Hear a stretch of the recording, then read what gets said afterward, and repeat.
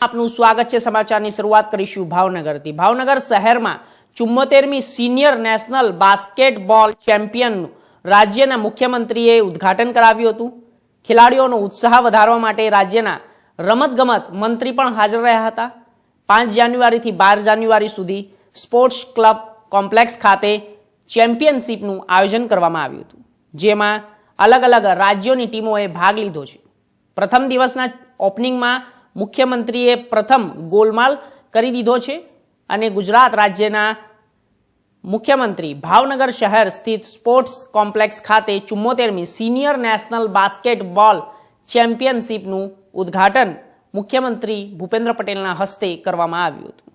આ પ્રસંગે ગૃહમંત્રી હર્ષ સંઘવી પણ ઉપસ્થિત રહ્યા હતા। બાસ્કેટબોલ ફેડરેશન ઓફ ઇન્ડિયાએ દ્વારા ભાવનગર ખાતે પુરુષો અને મહિલાઓ માટે 74મી સિનિયર નેશનલ બાસ્કેટબોલ ચેમ્પિયનશિપનું ઉદ્ઘાટન મુખ્યમંત્રી ભૂપેન્દ્ર પટેલના હસ્તે કરવામાં આવ્યું હતું।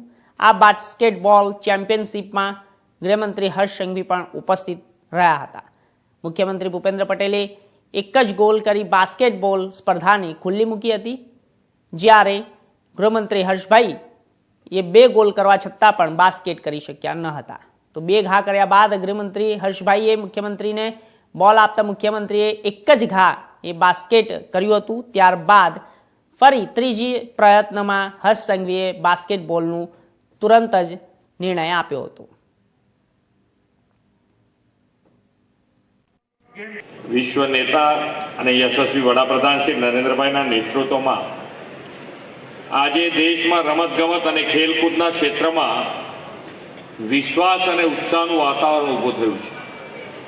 ખેલો ઇન્ડિયા હોય કે ગુજરાતનો ખેલ મહાકુંભ, ખેલે તે ખેલેની ભાવના પ્રબળ બની છે। ગઈકાલે જ આપણે ખેલ મહાકુંભ 3.0નો પ્રારંભ કર્યો છે। 71 લાખ જેટલા ખેલાડીઓ આ ખેલ મહાકુંભની સ્પર્ધામાં પોતાનું કૌશલ્ય દર્શાવવાના છે। રમતગમત ક્ષેત્રે વડાપ્રધાનશ્રીના આગવા વિઝનનો લાભ ગુજરાતને તો 2.5 દાયકાથી મળતો રહ્યો છે।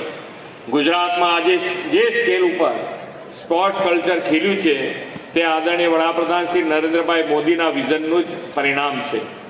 એ જ વિઝનને કારણે દેશની સૌથી મોટી બાસ્કેટબોલ ચેમ્પિયનશિપ ટુર્નામેન્ટ ભાવનગરમાં શરૂ થઈ રહી છે। 74મી સિનિયર નેશનલ બાસ્કેટબોલ ચેમ્પિયનશિપ ફરીથી 5 વર્ષ બાદ એ જ 5 થી 12 જાન્યુઆરી દરમિયાન ભાવનગરના આંગણે યોજાઈ રહી છે।